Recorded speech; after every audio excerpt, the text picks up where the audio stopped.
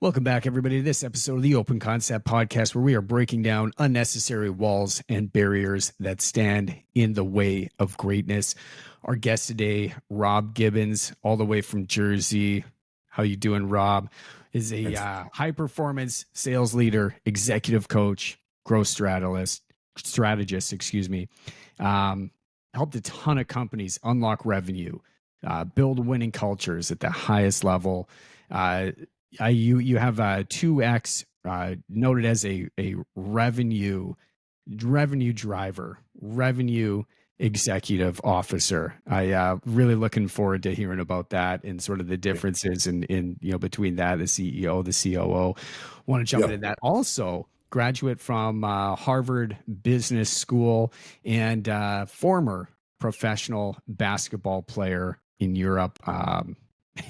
We got so much to talk about. Rob, I'm so excited to have you.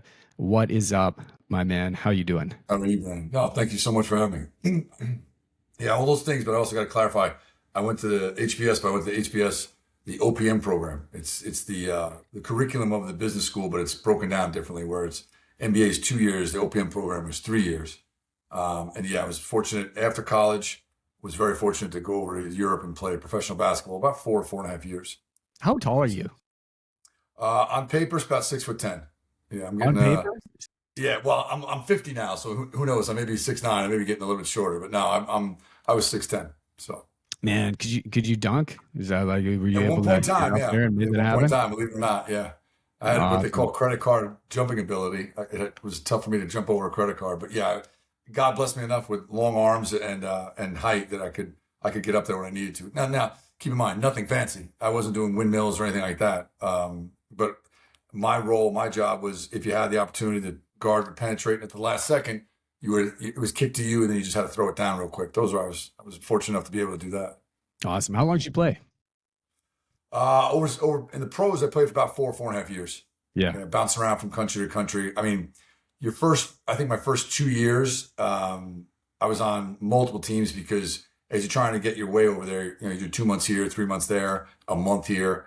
And I bounced around a good bit for the first full 2 years, and then got a longer term contract with a team in Spain.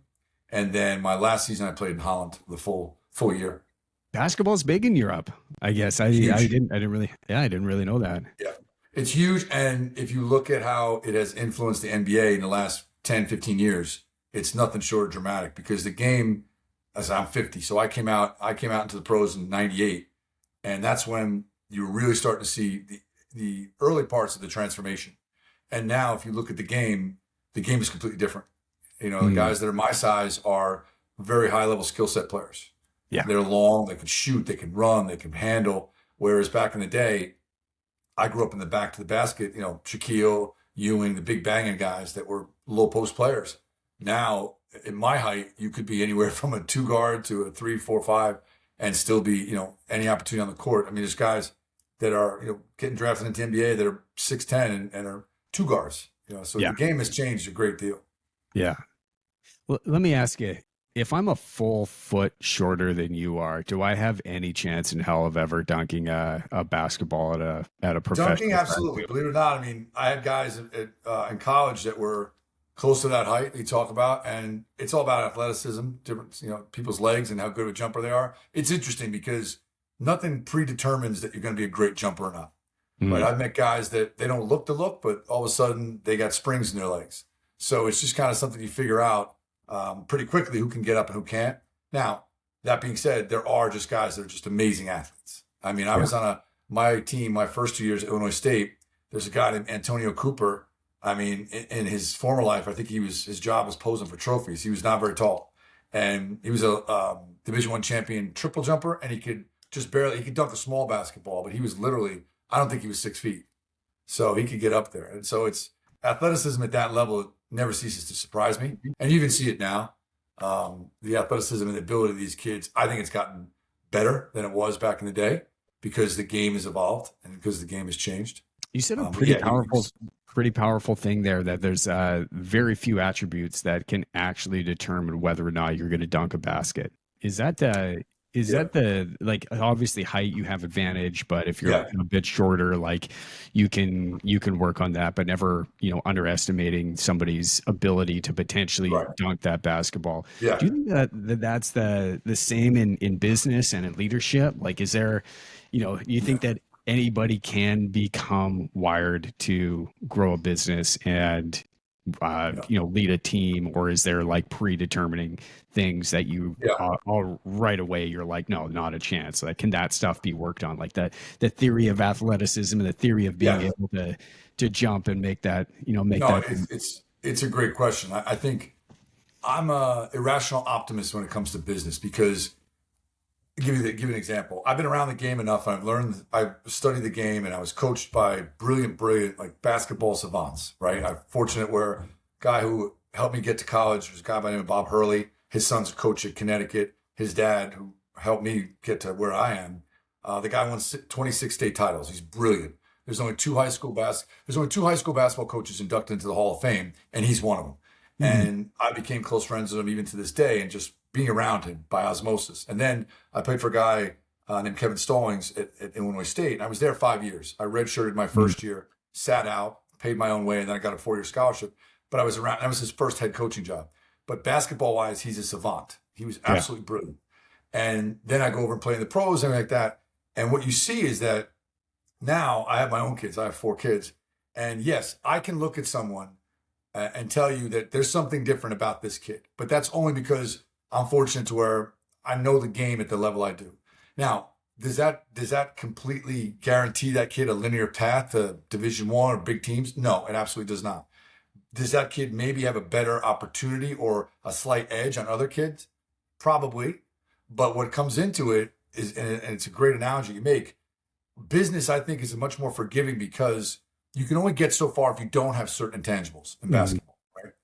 And it helps to have certain ones. Yes, it's going to make it easier. But if you want to get there and you do have a couple of those, maybe not all of them, there's still a path, right?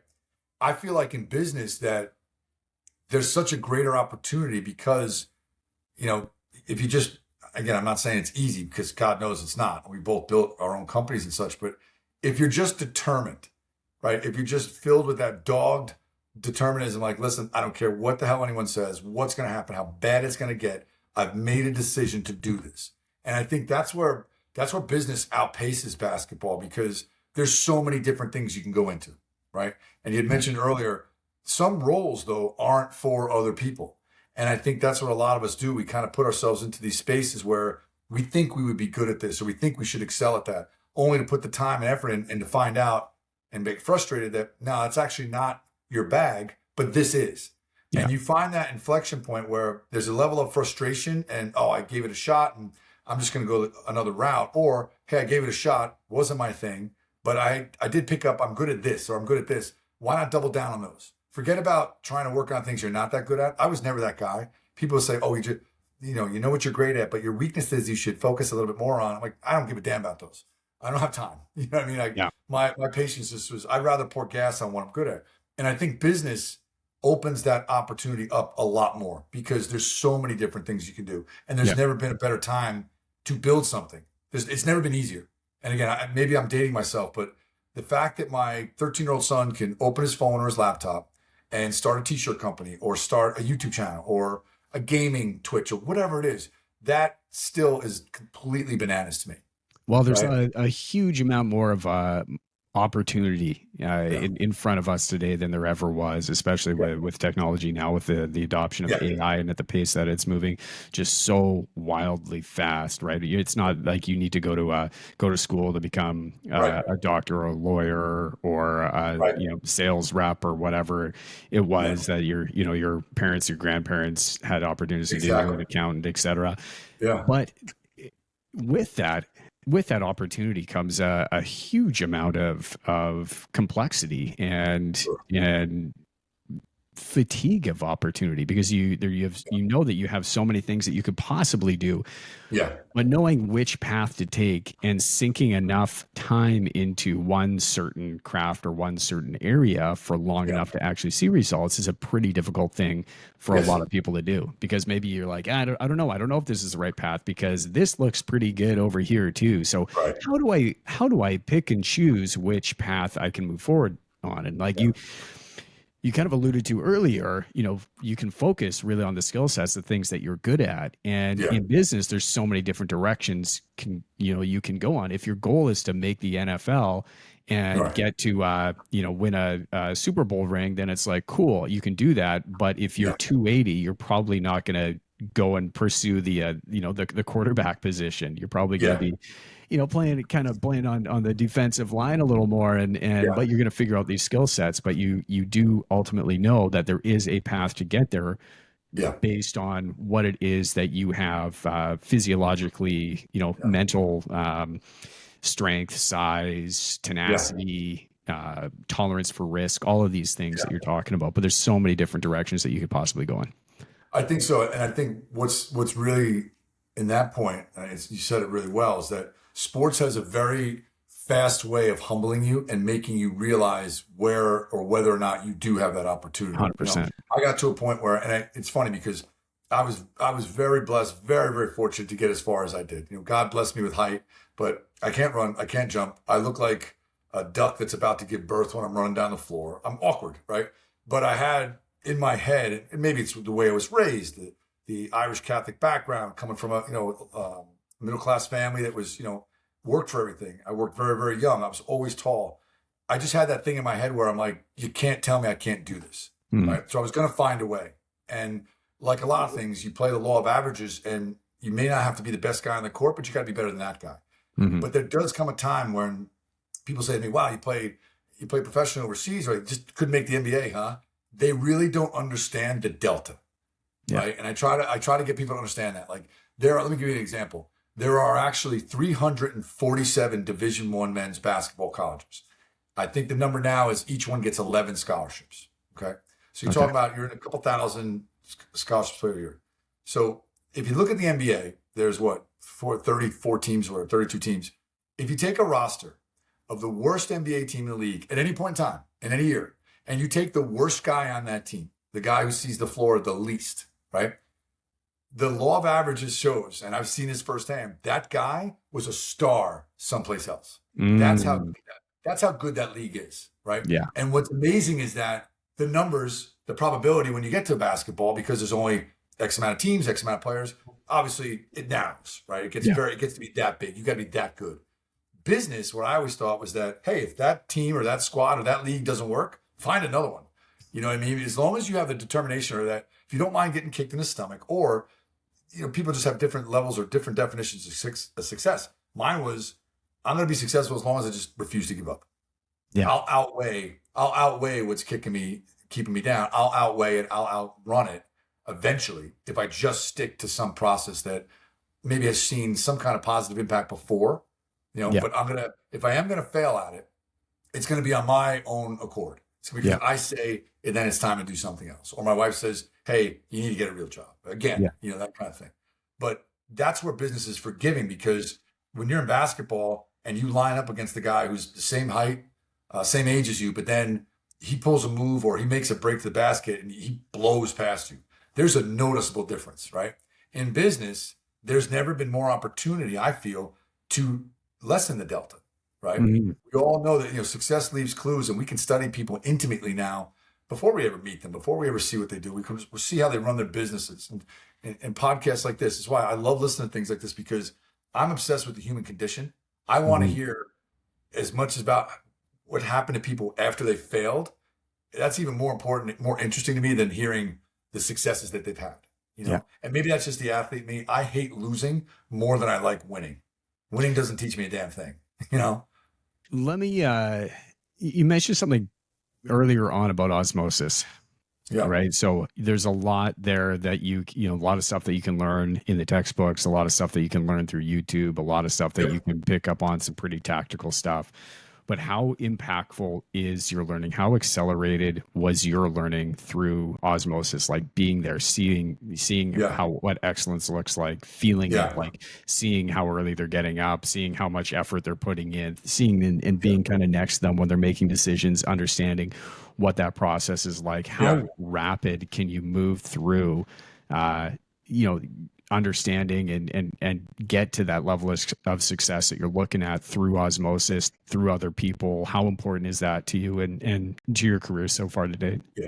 It's a great question because that was one of the things that really gave me the vision of what I had to do to get where I wanted to get in basketball. Because everyone sees the tip of the iceberg. It's in business, it's the exact same thing. And when you're in business or you own your own company, even when you're working at a busy job, anything, when you spend a ton of hours on it, right?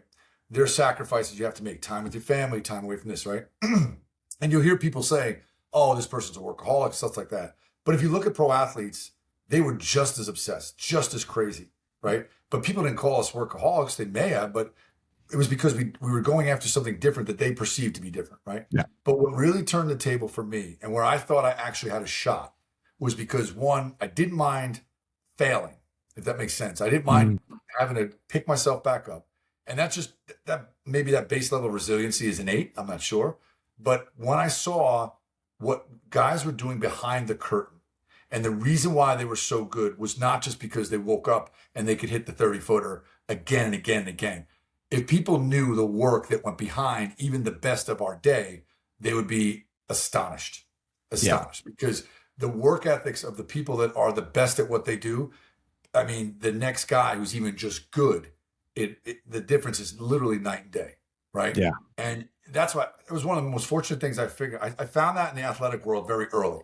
Like when I got to know guys and the guys that were good, I always tried to play with older, stronger, better guys. It was my father's way of saying, hey, if you play with guys that can knock you around, they're faster, stronger than you, eventually when you play with guys your age, you should be holding your own. You should be the one running the table. Yeah. And I found that to be true. I was always tall as a kid. I mean, I started working at 9 years old illegally in restaurants, busting tables, right? And then I worked construction jobs too, and with older guys. You kind of grow up fast, right? Yeah. When You I do. saw why people became the success they did, even if it was this much versus this much, when I saw the work that went beyond just what the world sees, the big game, Yeah. that clicked for me, right? It's like, oh, okay, they're not wizards, they're not magicians, they don't have some innate talent that none of us have. They actually they make 400 shots every morning before they go to school. They're Yeah. in the weight room 4 or 5 days. And when I figured that out in basketball, there was a direct correlation, right? Like my last 2 or 3 years of college, I didn't miss a workout. I didn't miss a practice. And talent-wise, I was probably 10 or 11 out of 12 guys in the team. The other guy couldn't walk. We just kept him on the team because he had, a nice guy. But like literally, I knew that if I didn't work to a certain level, these guys were going to outpace you. Yeah. And that's where I feel like, a lot of athletes, former athletes do well in business because of that resiliency, because of that, like, hey, whatever happens to you, a large part of it is because of your own doing, Yeah. right? We talked about earlier, whether or not things are in your control. A lot of sports gets to a point where it is in your control because it's the work, right? Yeah. I tell my kids now, it's harder to do it now because there's so much exposure and there's so many places you can play and none of them are really that good and what are they doing? But I tell like my boys, for instance, and even my daughter, you actually have to fall in love with just getting better daily, right? And I try to approach the same thing in business. I always focus business. I've always been a person I'm a lifelong learner and I'm obsessed with people. I love communicating. I love sitting down and talking to people because there's always, people are fascinating to me. There's always something that got them where they are, right? Whether it was good or bad, there's a story that they married themselves to and they put something together and they made something themselves. That fascinates me. And then Yeah. what fascinates me about it is that if you and I can borrow something from that and shorten the curve, I'm going to be the world's biggest thief, right? Yeah. Because I want to know, hey, what'd you do to get here? You know what I mean? Why are you successful? And I don't say that on a bias. I'm impressed, but you start to understand that there's not that much of a difference in people. It's more so, are they willing to push? Are they willing to do the work? Because we both, as we talked about earlier, there's people that want nothing to do with that. And I completely understand. I know guys that were, and I grew up with guys that were more talented. Just, they were better athletes. They were better at something, but they weren't the ones that were willing to get up every day or go 5 days a week over the summer and wrestle guys in a 90-degree gym. Yeah. That was just like, that was taxing. And you see the same thing in business, I think. You know, I love sports. I love the sports analogies when it comes to business because I think it's so incredibly relatable. And I had Yeah. two quick stories, but I had another gentleman on the podcast recently, and he was an ex-pro baseball player, and same thing. He Oh, was, talking about you're a really high level ball player. You're yeah. top, like, you're in the 1% of everybody that plays baseball in order to make it Right. in the pro league. But then there's a difference between the 1% of you that are playing in the pro league, and then that like 1% of the 1% that become all stars. Exactly. And Exactly. making the reference to the term which I hadn't heard before, but it was the 5 o'clock batter, right? And then in warm up, everybody Yep. can hit at 5 o'clock before the game starts. Everyone's Right. cracking the ball. It's doing well Right. because you're working and playing in this and practicing in this sort of organized situation where Yeah. it's an environment that's controlled. But the Yeah. difference between the 5 o'clock hitter and the guys that are consistent when the game starts at 7 o'clock is Exactly. those guys that are putting in the reps. They're working Yeah. under pressure. They're Yeah. continuing to refine their skill, like iteration after iteration. Right. Retrying the grip, trying the grip, closing it, opening it, Right. like working it. Right. Wait here, wait there, like trying little things and making mental notes of that. And the other story that I had loved and I thought was quite fascinating was, I'm going to get these numbers a little wrong, so somebody online will probably correct me, but Nadal, tennis player, right? He throughout his career, he won, I think it was like 88% of his professional matches, but he only won 56% of his total points.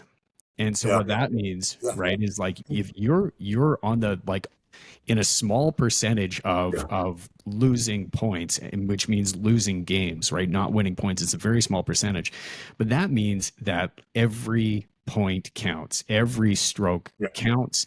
You need to continue to refine that and know that like you almost lost most of your games, or you almost lost half of your games That's right. that you ever played. You ended up winning, getting to the top of the scoreboard in time and getting there first, but it was this close. Right. And so Yeah. those Exactly. little iterations continuing over time, Yeah. consistently is like going to set somebody apart, whether they have an immense amount of talent. They've been blessed by God. They have, they have height like you, arms Yeah. like you, they can jump Yeah. high like, Kobe or whatever. But it's, Yeah. um, for you, if you don't have those specific traits, it has to come from inside. If you don't have these Yeah. external, God gifted traits, Yeah. that drive, that hunger, that Yeah. comes from somewhere deep, and just Yeah. like wanting to get better and better. It's true. And I tell a story from time to time. My last year in Holland, I finished the season in May of '01. And at the time, I flew back, and a friend of mine had just finished a brief stint in the NBA. And a buddy of ours, a guy who's the head coach at Monmouth University right now, a guy by the name of King Rice. He played at North Carolina, was on the Final Four team. That '01 Laker team, they had already won a ring the year before, and they were on they're pacing to win their second ring. And that's that's with the Shaq and Kobe, Yeah, Rick Fox, Derek Fisher, and all those guys. So I got off the plane from Holland, get to my parents' house, said hello. That night, my friend called me up and said, "Hey, let's go out and see King," because King Rice had relocated out there in LA with his wife, who's from out there as well. And he said, "Hey, let's go stay with King for a little while and check things out in LA." I'd never been there. I'm like, "Okay, let's go." So I literally didn't even unpack one of my bags from Holland. I said goodbye to my mom and dad when we go out there. And it was interesting because when we got out there, I had met Rick Fox through King a couple times when he was with Boston or whatever. When we were at Illinois State, he came down and visited and such. And a wonderful guy. And we went out there to LA, and we were out there for like 2, 3 days prior to them finishing up the series. And they were in the series with Sacramento. And they ended up sweeping Sacramento. So we picked them up, and the other series, the East Coast series in the playoffs was still going on. I think it was like a 2-2 series. So they were going to have a pretty decent extended layover until they were playing the next round again. So a couple days later, we went to their practice, and it was already rumored that it was going to be a good workout because they've got at least a week, 8 days, whatever, before they go. So I got to see all those guys in their heyday. We got to watch practice, and Phil Jackson's there and everything. And the practice went a good like 75, 80 minutes, and it was pretty hard. Like he pushed them. And they get together after practice, they talk for a few minutes, and then everybody kind of clears out. And about 20 minutes later, this guy walks out. He's already got ice on both knees, and he still looks like a young kid. And it's Kobe Bryant. And my friend and I were about to walk out of the practice facility, and he said, "Hey, you want?" I said, "Yeah, let's stay and watch this stuff." So Kobe Bryant walks out with 3 other managers, and for the next 60 minutes, 65, almost an hour and 15 minutes, he does shooting workouts where there's a manager at each station, and each and one of them, once he finishes the move at one station, he goes to the next. They got to fire him a ball, and if you don't get the ball quick enough, he's going to berate you because that's how he was. And he did this for another hour after a hard practice, right? And I remember afterward watching him do it. And he wasn't just doing it for the press or anything. There was nobody else there. We were permitted to go in the gym. There was maybe one other person there. So there's no fanfare or anything. And afterwards, I ended up talking to one of the managers. And I said to him, "Hey, was that just a spectacle? Was that just for the playoffs?" He goes, "What do you mean?" I said, "Kobe coming out and working another hour after a grueling practice." He said, "Man, he's been doing that since the day he walked in this building." I said, "What do you mean?" He said, "Listen, his normal routine, as soon as he got in the NBA, and this is before mobile phones were as crazy as they were and streaming and everything, but when they play a home game, for instance, win or lose, the routine was talk to the team, get a quick shower, throw on a sweatsuit, jump in his Ferrari and go home. And then he spent the rest of the night watching game film and texting or calling or making notes for him and Phil Jackson. Sometimes he'd call him at 2 a.m. That's the level of obsession that these guys had. When Michael Jordan and Scottie Pippen used to start the seasons in the late 90s, they expected to win because of all the work they put in from the day or two after the last season ended, And when you see that and you realize that, yes, there is a little level of God-given talent. However, I think the best of the best, or even people that really succeed, don't even put it in a category of the best, but people who really succeed realize, hey, yes, I have been given some God-given talents or some innate ability to think in business. But if I don't maximize my other opportunities, if I take that for granted, then I'm just another great story. I mean, there's tons of people. My buddy used to say the world's filled with talented losers, guys that you see around the town that could have been great, but for one reason or another, they just didn't take the extra step. Business is the exact same way, right? Yeah. If you're willing to go at it like that and put in that level of work and not just do the same thing, like they say, you got to do deliberate practice. If you work on things in basketball and just do the same things, you're only going to get to a certain level, which is just like business. If you're not constantly learning, if you're not constantly iterating or figuring out, hey, this is the reason why you're not as good as you think you are, all of a sudden life takes a different perspective. And if you're open to having and taking that perspective, most of the world isn't. Let's be honest with ourselves. A lot of people, that's not for them. Yeah. But for athletes and business people, I think it's a very commonality that you struck on, that it's a lot of it is, yes, somewhat of a blessing, but so much of it is rigor. So much of it is that grit that everyone talks about. You know what? And I think people understand through conversations and hearing stories, about the effort that Kobe put in, and or insert X person here.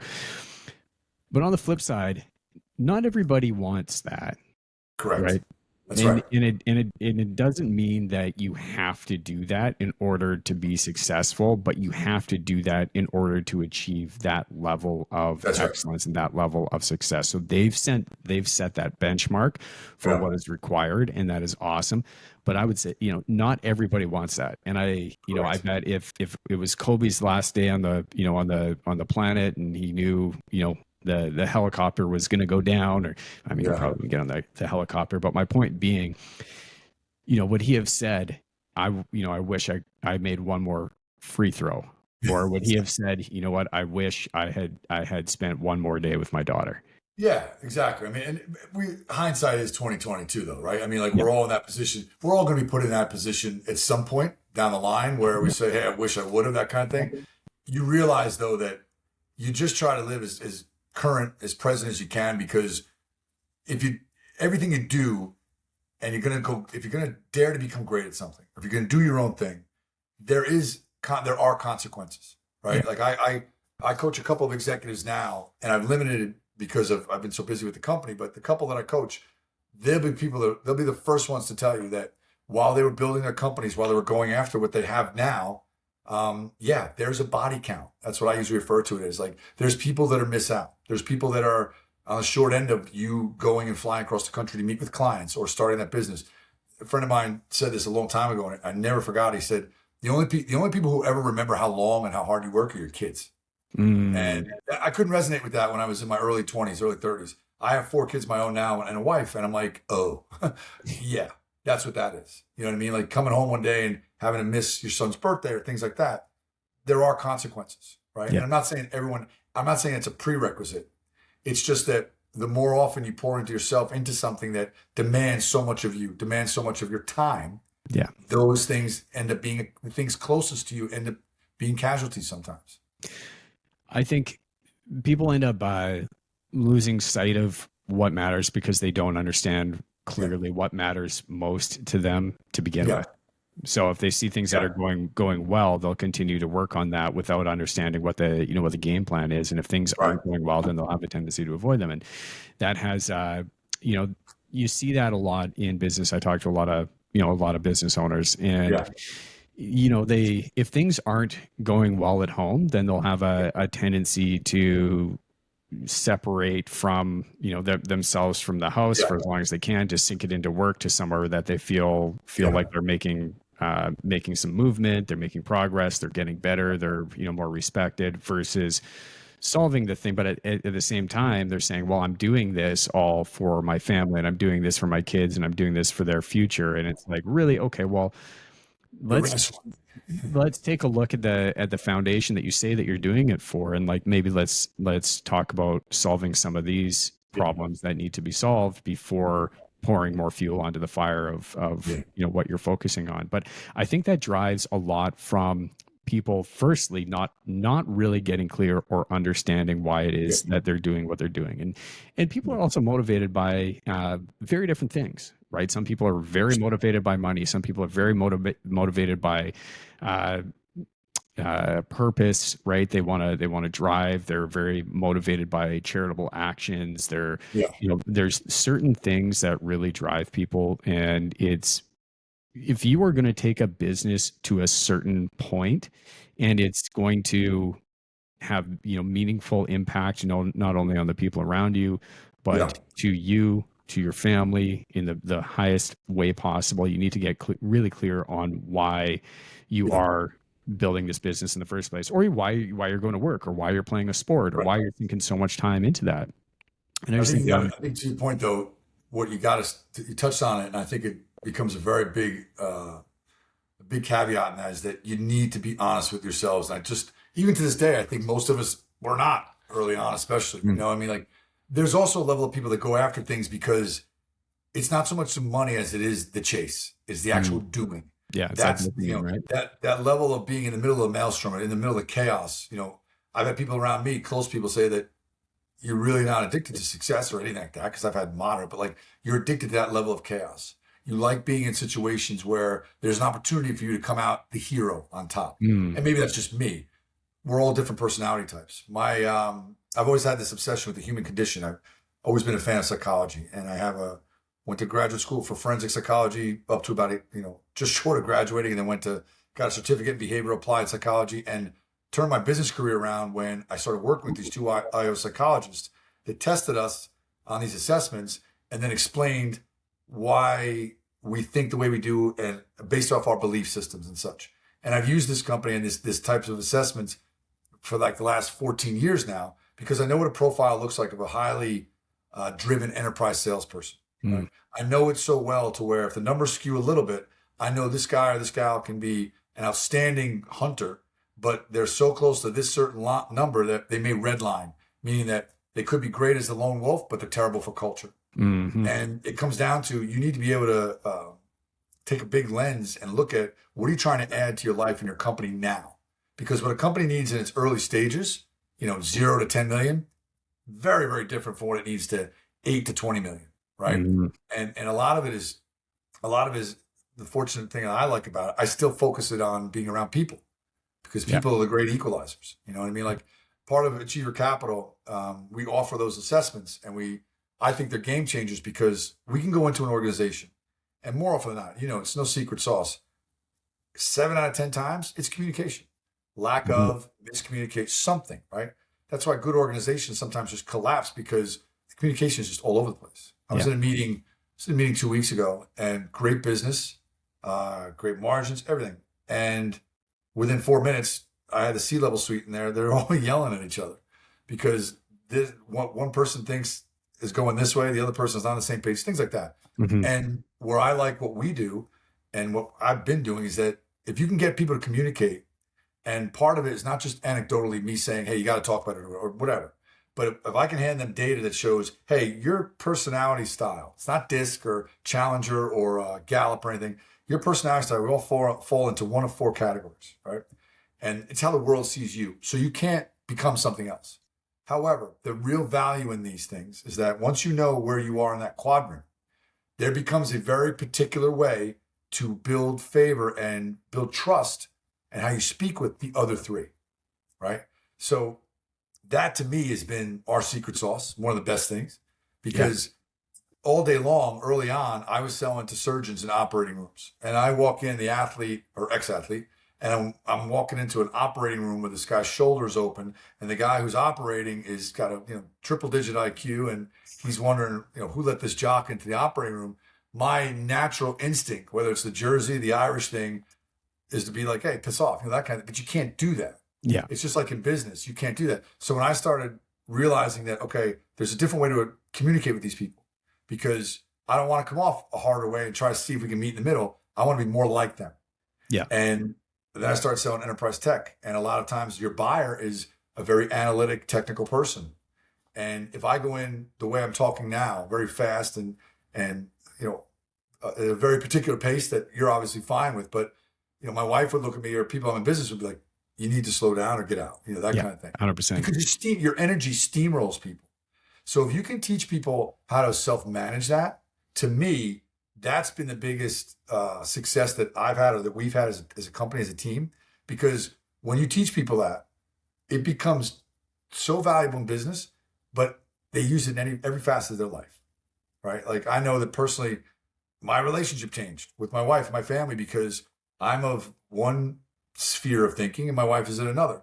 And instead of us going at it and wondering, how does this person not see this? Or her looking at me like you're a complete Looney Tune. It's like, oh, they think like this. And because I think like this, I'm, pushing them into a corner subconsciously. Right. Yeah. Yeah. And that's so vital. It's so critical in business. My wife won't work with me at all. Yeah, No, mine's at that point too. you know what I mean? And my wife is incredibly good at what she does. She's very talented. She's very detail oriented. She does photography, videography, graphic design. She teaches yoga. She has a very cool skill sets and very, very talented at what she does. And so naturally I'm like, cool. Well, we need some of these things. I mean, not necessarily, we don't need you to necessarily guide a yoga session, but all the other stuff, we could really use that. But I just work at a different pace than she likes, and 100%. there's no way that she would work with me. That doesn't mean that we don't love each other. It doesn't mean that we're not a good couple. It actually it complements a lot. But there's this idea of we just wouldn't play well probably on the same team in this game in this area. That's right. Right. My wife is, by the way, the setup that my wife and I have is the exact same thing. My wife's 3x smarter than mine. She's hugely successful. Is hugely successful. To your point, is very analytic driven, very focused on, well, what does this mean? What does this mean? Everything needs to be laid out. For me, if there's a page of 20 directions, I'm reading 2 and I'm moving on. Yeah, my wife is reading 18, 19 of them. She's probably writing down 15 and then she's moving on. And we tested her and she agreed to it. And I was right. Our numbers are for particular categories are so polar opposites. And it's like I was saying, my energy, I have to dial myself back when I'm with a lot of people because your vibe is overwhelming and you don't want to do that to people. So when you look at where you are in the quadrant, the interesting thing is that the one that's diagonal from you, so I'm bottom right, I'm an expressive. The ones that are analytics, my normal behavior offends them and vice versa. Yeah. So those are the guys that I walk in the room with and I'm like, why are you so slow? Why are you critiquing everything I say? And they look at me like, who's this maniac? Get him the hell out of here so we can do our job. You know what I mean? Yeah. If you know that ahead of time and you're able to read that to me was the secret sauce. When I got that, I was like, oh, okay. And I'm blessed with just being highly perceptive because as a tall guy, you were always looking around the room at everybody. You were looking at, growing up with older guys and getting in fights and stuff like that. You're always looking at who's going to challenge the tall guy first. And usually everybody was raising their hand, but you got really good at reading body language and tone and everything. And then when you train, how that can become valuable, because then you can put people into a frame and know what they find important, how to build trust with that, right? That helped me to this day, right? It's one of the best reasons why I'm even halfway to success, is because I understand it helps you put people through and see through their lens better than you ever had before. Yeah. And when you do that, that's a level of empathy, right? And if you can empathize with people, you can work with them, you can communicate with them. Yeah, I mean, I was telling you offline here earlier, we were doing an exercise here for some strategic planning. We're talking specifically about culture in the company, and going through some exercises about, who we perceive ourselves to be, who are we actually, what are the great things about the culture, where our weaknesses against, balanced against where we are right now, looking introspectively of what that looks like, also looking at, the question of how does the market perceive us.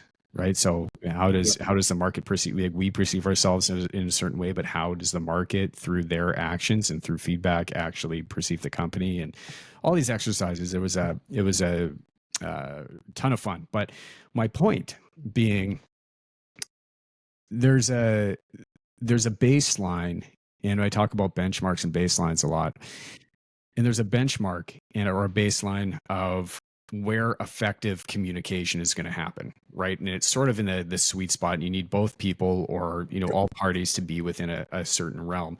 But if you walk in and your baseline is here somewhere in the middle, and somebody, whether it's another teammate, whether it's a business partner, whether it's a client, if their emotion is way up here, you can't meet them up here to necessarily have any sort of effective communication. Like, you need to stay calm, keep sort of in this zone until they fall back into this pattern or this baseline where now we're going to have the highest level and most effective form of communication to actually move things forward.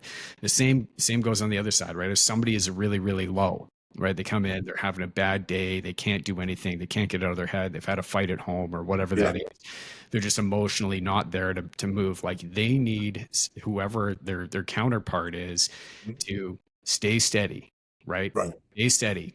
They can't go up here. They can't necessarily really come down here because there's not going to be making any progress. Maybe you can come down to help kind of assist them up to that baseline, but you need to get to this equilibrium of effective communication where, you're right there. And like you said, if you're a really fast talker, if you're in a really kind of just walk in, you're a bulldozer in a room and you're dealing with a bunch of accountants, like, it's probably going to be a very different conversation. Like, you need to kind of dull the edges of the sword a little bit to get to that point where now we can actually start to make progress. Otherwise, you're just going to be battling each other, and it's going to be like, and the longer you go without acknowledging it, the more you're pushing those people away. And I tell you, and I don't say it lightly. Like, when I learned this, and I've been training on this now for years, and when I built sales teams and such, if you look at my track record, I'm very fortunate where a lot of the guys or ladies that work with me, I either rehire them again, bring them to a new company. I'll always find them jobs because I know what they can do, not just from the performance standpoint, but from managing them and managing their efforts. So what we do is a large part of what you and I are talking. We encapsulate it and call it, it's just lessons in self-management. If I had to pinpoint one thing that we do exceptionally well, that's what we do, because we can go in to C-level executives in a C-suite that on paper, the company looks like it's great, but a couple of them can't even be in the same room as each other. And sales teams, it was even better because there's one assessment that we have is just built for sales. And then we can benchmark. So we say, okay, Brandon, we're going to hire Brandon to be a leader of this team. And 8 people he's going to manage. We've got to find him 8 people. We'll put the benchmark study that's called a team pop. And what we'll do is we'll take your profile and ones that are most like yours, right? Because the ones that are so far off the grid, no matter how hard you work, you're always going to have to work extra hard to self-manage yourself to get to that level, and vice versa. Yeah. Right. And that creates, over time, that creates kind of distance between people. And where it helped me was there's every category of the 4, all of us have a prime motivator, a specialty, a prime motivator, a mini motivator, and a way to build trust with them on fast timelines. And when I learned that and how to read people quickly, I can surmise in my head very fast the type of personality I'm dealing with. And then I'll either slow down or I speak to them the way they want. And what do you mean by that? A couple years back, I'm an expressive, lower right. And my CEO at the time, who brought me in for a very particular job, was a driver. Now, drivers are, their specialty is control, right? Yeah. Their main motivator is power, and their mini motivator is they want to win. Okay. Body language is very controlled. They're not very emote. They're sensitive. Now, to a real hardcore driver, it's almost physically painful for them to ask you and me, how's your day going? Because they don't care. They don't care. They don't care. And by the way, it's not because they're jerks or they're bad people. Their brains are just not wired as that. Yeah. So by knowing this training, right, and by being this level of what I was working on, I knew that whenever he asked me a question like that, I responded. They were always very short, edited answers, just enough to tell him, hey, things are great, right? And then when I spoke to him, I never went too long in the conversation or too long a sentence. It was always edited, right to the point, cover the bases, move on. Yeah. Right. Because what that does is psychologically, that tells people that you respect them enough or you're empathetic enough to meet them where they are. And without them even thinking, they start to trust you. Yeah. Right. So if he knows that not to BS him when he comes in and talk about the ball game and barbecues, he doesn't care about that. If he does, if it gets that point, it's got to be him initiating it. Yeah. Right. And then there were expressives like me. If you want to curry favor with me, so go back to what I was saying, for drivers, if you want to build trust on short timeline with them, you save them time, right? So if you come in and if you're a driver and I walk in and say, oh, I need this, this, and this, already you're like, oh, get the hell out of my office. I don't want to see you. But if I go in and like, hey, boss, Brandon, listen, man, I did all this, this, and this. And instead of, I know you're supposed to go to these meetings. I took care of this already. I spoke to those guys and you only got to go to one meeting. Already they like you. Yeah. And for each category, there's a different set of things like that. And when you know those, you can hear it in people's voice intonation. You can watch them for a couple minutes, and it's all about energy and speed. And when I learned that, and when we teach that to people, that's when the game changes. Because now you're admitting to yourself that, wow, it's not just what people say, it's their tonality, it's their body language, and things like that. And in sales was the great equalizer for that. Because once you have that skill set in sales, there's no one you couldn't talk to because you knew how to relate to them. You know what I mean? Listen, one of my first jobs, it was my favorite jobs, was in the construction business. My dad was a Army Corps of Engineers, but he was also a brilliant carpenter. And when we were kids, the second you could hold a hammer, you were either helping him out or something else. So when I was old enough, I wanted to make my own money. My dad's like, oh, you need to get a job building houses, whatever. And I was the most awkward guy. I looked like a beanpole wearing a tool belt. You know what I mean? And I was terrible. I was absolutely terrible. The guys used to give me the shittiest jobs because they'd say, hey, just clear out this room or reno this room. But can you pull down the drywall with because you don't need a ladder. You can Gibbons, go pull down the ceiling and the light sockets. Yeah. That was the gist of it. I think I wore the tool belt just to feel cool. But I'll tell you, one of the greatest things I remember about those times were we would be working on something, and at the end of the day, someone would get like a case of beer or something like that. And at the end of every day, we would sit in the grass or whatever and look at what you built.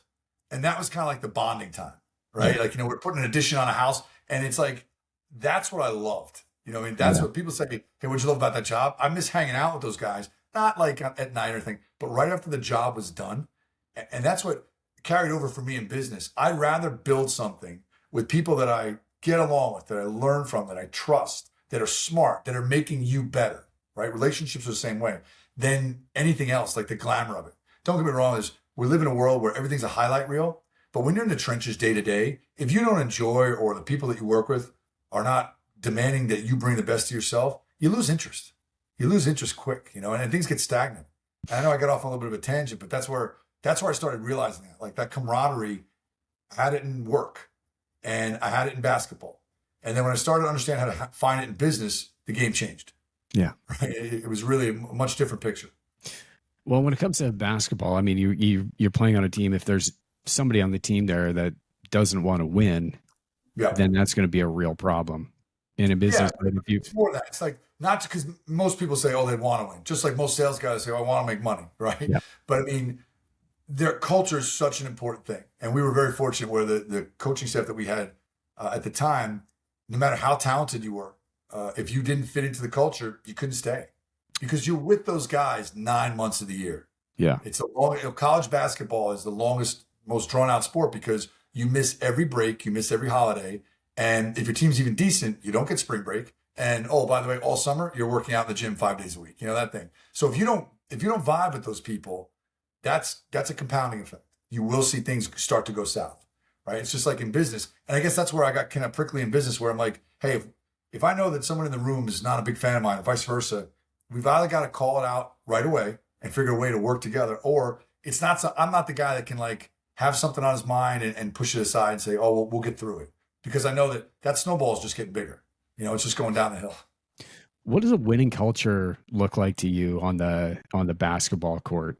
Right. If you're like, What does a winning culture look like? yeah, if you look at a number of different teams and you can say, okay, we're all good, right? Yeah. We're all playing this same game. We're all like we have all a team in the same league. We all want to win. We all know that there's this thing afterwards, but there's guys we know that are going to get along really well in the locker room afterwards. We know that the guys are going to show up on the court and they're going to be, they're not going to play well together. They may get some baskets, but pretty quickly, like they're not going to be playing together long. And, I was like growing up, I never followed basketball, but it was a number of years ago. I guess it was probably about, I don't know, 6 years ago or something. I was like, you know what, I want to sink my team in, or I want to sink my heart into a basketball team. And I was trying to go back and forth which team I wanted to follow. And this was kind of like a fun thing. I started really liking basketball, watching it, and I was like, just going through the teams in my head about, where I wanted to go and who I was going to decide. And I didn't want to jump on, the bandwagon of a winning team. I had accidentally done that in football when I had decided, 13 years ago that I was going to be a Patriots fan. And then they just won every Super Bowl after that. And I'm like, I was hoping there was a one team you wouldn't say. I married into yeah, well, I mean, that's exactly it. It was like, okay, after the first year and they won their Super Bowl championship, I was like, okay, this is awesome. Like I joined the right team. And then they went on to win another 6 more. I was like, I just like, I don't really care. It's not as exciting for me anymore because I love that. I love the underdog. I love the up and coming. I love the grinding. I love wanting someone to cheer for. And if they're winning all the time, it's kind of like, I don't know, you kind of like, you've heard that story, you've seen that story, and it's not as captivating. But when I was looking at a basketball team running through my mind, I landed on the Brooklyn Nets for a couple of reasons. Steve Nash, Canadian, he was the coach. He'd brought it on. It was sort of a newly formed team. I was like, all right, like there's a win there. They had a couple like key players, but they didn't really, this is before Kyrie was on the team and they didn't really know. But then all of a sudden it was Durant, it was Kyrie. They started bringing on, a number of these all-stars, and it looked like, okay, this is all of a sudden lining up to be a pretty stacked team, an absolute powerhouse team. Yeah. And things like started falling apart because there was this idea of like all of these superstars, but they were very much, about themselves and less about the team. And then, pretty quickly the number one all-star on the team becomes Nicholas Claxton. And it's like, all right, he's putting up some baskets. It's great, but he wasn't a huge name like some of these other guys. And then but you wonder why that is, when on paper they should be absolutely destroying and absolutely winning, but somewhere in that background, somewhere like internally, in that internal space, in this case, I'm sure is the locker room. Like there's a lot of stuff going on there that isn't feeding like that proper culture and is really harnessing this like team mentality and working togetherness. But curious, where you saw what really good, strong team cultures were doing really, really well, that were winning, versus what weren't. Real quick before we get back to the show, if you have heard anything on this podcast that has resonated with you, or if it's helped you in any way, appreciate more than anything in the world if you could go hit that subscribe button or leave us a review. It helps us tremendously. I want to go back to being able to continue to serve and do more and more and help out and get bigger and bigger guests on, better and better. The only way that I can do that is with your help. I'm so honored to be here. Let's get back to the show. Appreciate you. Have a wonderful day. Yeah. It's a great question. And I'll tell you from what I saw in teams, but then also equate that to, I see a lot of similarities in business. So the best of the best teams are just that. They have a way, or leadership has a way, and bringing it to the conscious level, what each person does significantly well. Okay. So when you're part of a great team, you don't need to do what the other guys can do. You need to do what you do best and bring that best version of you to the table. And maybe that's your great defender. And he's a great scorer, and he's a great offensive guy, and he's a great point guard. I think why we were successful, and we were very fortunate. When I was in college, we won 4 championships.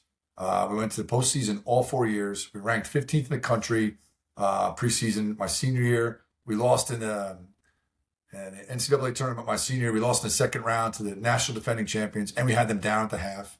But the team itself was uber tight. I mean, even to this day, we talk on a daily basis. 3 or 4 of us talk almost every day.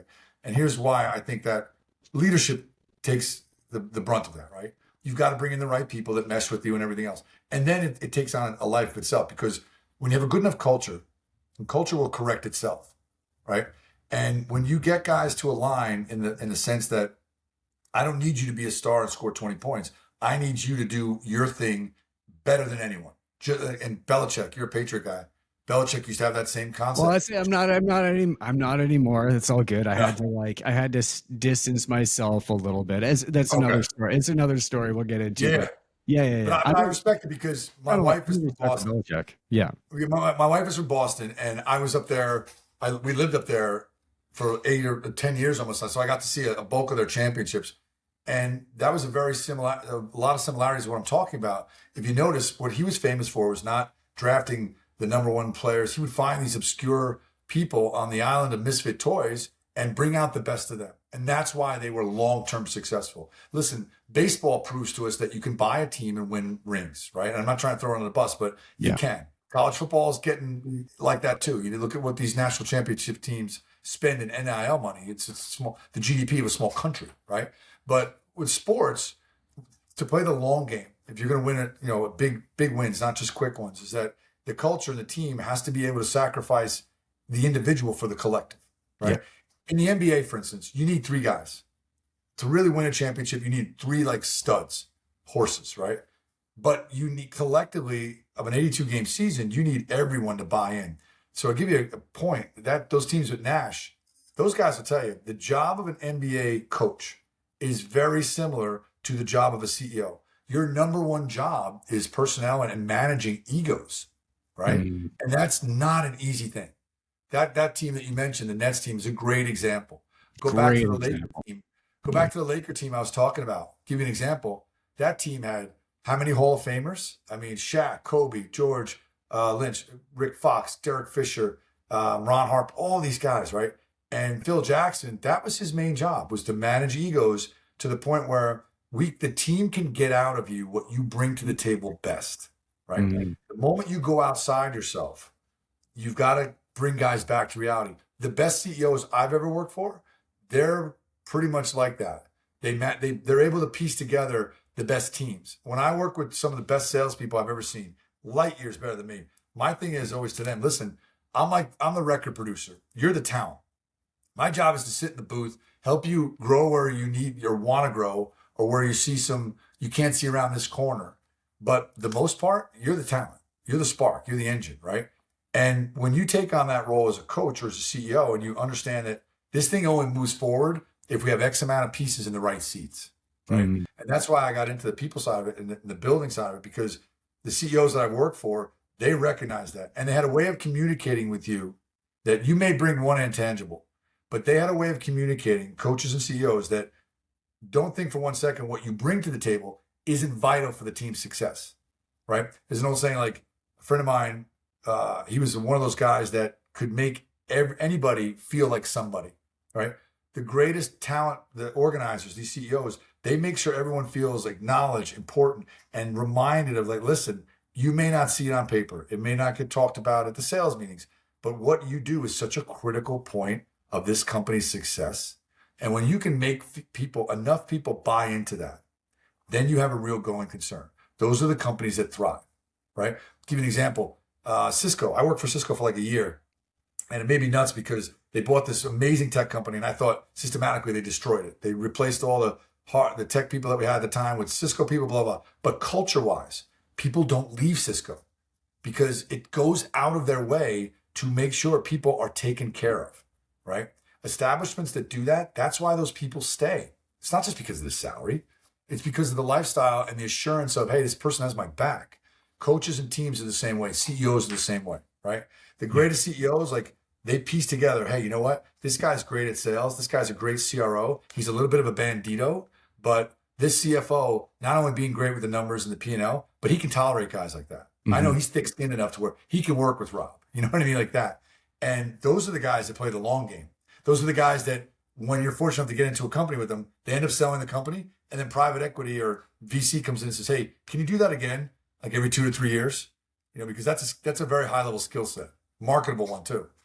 No, man, I love what you said about playing the long game, because the term that I like to use is franchise legacy, right? When we're talking about That's right. sports, right? So it's Yeah. like, cool, you can get held up. You can have those three on the court. You can have those three superstars for Yeah. a year, 2 seasons, whatever. Win a ring. That's cool. But in same Yeah. in business, like you can have record years, and you can Exactly. have high years, low years, but you cannot balance the future outcome based on one good year or one banner Right. year. That's You exactly need right. to keep that up, and anybody can have an outstanding year. Exactly. Whether they Took the can words become very, and very took away the accomplished. pain. 100%. But if you're talking the long game about franchise legacy, right? It's Yeah. like, we want to win consistently. Maybe we're not going to win a championship every single year, but we're going Right. to make a playoffs. And Right. it would be weird if we did not make the playoffs every single year. That would be a good Exactly. indicator as to whether or not we're not doing well, because Right. this is our benchmark right here, is to make the playoffs. Yeah. Those conversations become a little differently, and those are the types of teams that it's tough to throw money at, to get those Yeah. superstars, to balance those egos. Like, that's where Yeah. you need to go deeper. That's where you need to have that buy-in, if Yep. you want to make something that's really big. Right. It's like organic content and organic ads versus paid ads, right? Yep. It's like, Yep. cool, that would be you can certainly pay your way to getting and driving in some revenue if that's something Right. that you need right now. That Yep. can work. But the longer outstanding credibility and confidence that you're building with your Yeah. market Yeah. is, if it's not done organically, then it's not going to be everlasting. It's too linear. You're exactly right. And I had this. I even wrote a post on this on I have a Substack account, and a guy mentioned this, and a guy on LinkedIn had a conversation, and I had just heard the same conversation in a meeting with a private equity group that was looking to buy a company and had asked us, because we had worked with a similar vertical, and they said, "Hey, what do you think about these types of companies?" And it was interesting. The one company I was looking at that had been asked to come in and talk to, 90% or 80% of their lead gen was all paid leads, right? Mm. And I've always been scared like crazy about that, right? Because it's just like, if you have one line of revenue, someone takes your job, what do you do? You know? But if your company is so dependent upon PPL or aggregates, let's say, you're basically just renting your business in a way. And that's the point that I made. Because if that well dries up or shuts down, even for a minute, the ripple effect it has, it's not just the month, it's not just 2 months, it's the quarter over quarter. Mhm. And businesses that go all in on that and don't have multiple lines of taking in organic traffic, inorganic traffic, I think that they're almost setting a watch to when they're going to be real trouble, right? Because I spoke to this company recently, and they said, well, our numbers are down year over year, and they said our leads are down 40%. I said, okay, what about your outbound? What about your cold calling? Didn't have any of that. And the PE guy said to me, he's like, yeah, he's like, when we look at purchasing companies, there's a very big difference between the multiple that people will get if more than 30% of their inbound or leads are PPLs. Yeah. Right. If they don't see a mix of that, they get really, that can affect your multiple significantly, to the tune of 2 to 3x, he was telling me. Yeah. And he's like, because that's not proving to us that you have that market, at least a part of it, under your control, right? Because you're so dependent on one thing. If that one thing goes away, this thing is in trouble. Yeah, it's a value detractor, because Yeah. because how you're targeting ads is uncertain, right? We were talking a little Yeah. bit offline earlier about AI, and before we started the podcast, and different businesses that are launching, and big wins, but they're kind, and they can be kind of unstable. But if you're advertising a certain way on Meta right now, but Meta all of a sudden changes the rules, and you've been good because you've Exactly. had a couple great years, but this is where Yep. you've been spending it, this is your strategy, but then Meta changes the rules, then all of a sudden you're out of your you don't have that kind of control, you Yep. can't turn that dial, so Exactly. that becomes a value detractor, or a risk to the company, or a risk to one of the whoever it is that's in private Yep. equity, that maybe, or private purchase, or whatever that looks like. um yeah, 100%. And My, so my head of marketing, Tara Gearhart, she's my CMO for Achiever. She has taught me more about this in the last 2 years than anyone. Tara, one of Tara's real superpowers is she can gauge when and where they need to shift spending. And to me, I didn't understand why that was so relevant and why, but I started to figure out, peel back the onion, why she's so good at what she does. And I'm not saying she's Yoda, but she has a tendency to know where these things are going to trend. Hey, it's yeah, going to be harder to do this. Oh, by the way, your website, you're sending this many, your websites are going to be spammed. You got to get new IP addresses, like all that stuff. And it's one of the reasons why she's so damn good, is because she knows that atmosphere, right? Can she predict everything with highest levels of uncertainty? No, nobody can. But to your point, if you're so focused on Meta ads, and like you said, Meta comes back after a couple of weekend meetings and says, "Oh yeah, we're going to turn these off" or something, your company's really going to struggle. But that's also why, one of the things that's funny that's happened with Achiever, and we were talking about this offline earlier. Even though we start to have a good bit of success early, and not too early, I mean, we've been grinding for a while now, but we're starting to see companies take a real interest, and we're really starting to find our niche, in the sense that we would thought where we'd be, late stage or later closing stages, where we're now talking to anyone between 8, 20 million, and also early stages. But there's got to be product market fit. The reason why we started doing that is because we started talking to a lot of CEOs that were maybe 2 to 3 times CEOs. They had done this before, but the playbook wasn't so great around go to market, in the sense that they had a product market fit, and they were able to get like a first 2 or 3 enterprise clients. And then I'd say, okay, what's next? They're like, oh, we just raised capital. I said, okay, what are you going to do with it? We're going to hire a bunch of AEs, dump a ton of money on marketing, and go to it. I'm like, well, who's going to manage them? Who's going to build that out? What's the narrative you're telling? And then the light bulb goes off, and that's where we found our recent, like, kind of our groove. Companies are saying to us, hey, yeah, we know we got product market fit. We know what our winnable addressable market is. Help us bridge that gap. And mm, that's where we kind of came into it. But if you're doing that on a linear path, you're really going to get exposed. And that's why, like, I'm very, very fortunate. My CMO is out of this world. And early on, she showed me that, listen, you'd rather go webinar, SEO, AEO, paid, geofence, all these different things. And not just to spread it all on the wall and see what works, but to have a very articulated go-to-market plan of action for each of those, and yeah. constantly monitoring the return, the CAC and CAC payback. So you can say, okay, what's working? We pour money on it. What's not? We see why it's not working, and then we shift resources. That's an art all its own, I think. How does the fund work, as far as the capital stack there that So you're? we're in the process of raising now, and we've got a decent amount committed. What we're looking to do is that we want to be able to work with companies and just take a better position that we had if we were offered equity to hit certain milestones. Right. So the companies that we work with, we believe very solidly that they're going to be a tremendous success, and not just because they're hiring us, but because we believe in the founders and we understand this. Yeah. And if there's an opportunity for us to have our own skin in the game, other than just the results that we post, we want to be able to do that. Yeah. We really want to get in a real partnership level with these founders and with these boards to say, hey, listen, if you're going to do a raise, we've proven that we can help you get this part of the market and this engine going. Would it be possible if we put our own skin in the game? Yeah. And then other investments, right, to propel the bigger mission. Yeah. What we're also looking at doing is acquiring our own entities, like some companies that we would took a look at, maybe either distressed capital or something that we know that we can have an impact in a short timeline, and then hold on to for a while.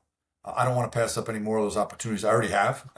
And I built my own startup, and some went well and some didn't, but I want to be able to say, hey, let's put some more horses behind this other than just our skill set.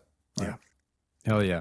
Rob, man, thank you so much for being here. Gonna wrap Thanks for having me. some stuff up, but man, it's been a tremendous honor to have you here, and I could continue chatting for a few hours, but Yeah. we gotta end up wrapping things up. This at the time that we're recording is the last recording before the Christmas holidays as well. Oh, So nice. thank you Yeah. so much for being here with us today. Rob, where can people find you if they want to connect and learn more about Rob Oh, Gibbons? so yeah, I'm on Instagram, but I don't have that big of a presence. I'm getting it, but I mean, achievercapital.com is our site. But also, we just my co-founder and I recorded our first two episodes of our podcast. Believe it or not, because we're both chatties like me, and we're supposed to have the first two episodes released on Christmas Eve, and it's called the Performance Code. But Performance. it'll be out Christmas Eve, and then we have a whole bunch of stuff planned for that. But yeah, Achiever Capital is the best way to get me, or on LinkedIn. Hell yeah. But I enjoyed this, man. Thank you so much for having me. It's been great. Thank you so much for being here. And to all you listeners that are out there here still with us, as always, rooting for you to win. Appreciate you. Appreciate your time. And until next time, stay blessed. Have a great day. Be good, man. Rock and roll. Peace. Yeah.